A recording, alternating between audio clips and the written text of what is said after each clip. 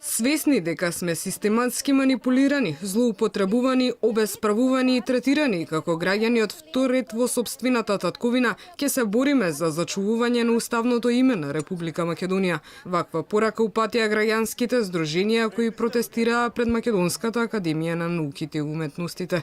Тие учествуваа на расправата во Ману, каде што ја доставија, како што посочија, декларацијата на македонскиот народ за неговите црвени линии и стратегија за зачувување на идентитетот, јазикот, историјата и културата на државата. Наместо Ману да биде бастионот на заложбите за одбрана на македонскиот народ, за македонизмот, на македонскиот јазик и воопшто на македонската историја, соочени сме со една непринципиелна поддршка на Ману наспроти спогодбата во Преспа. Тука некои се преобразуваат од лични интереси во името на нивниот личен конформизам. Граѓаните кои протестираа загрижени од загрозувањето на независноста на Република Македонија побараа оставка од владата. Бараме од нелегитимната власт да си поднесе неповиклива оставка,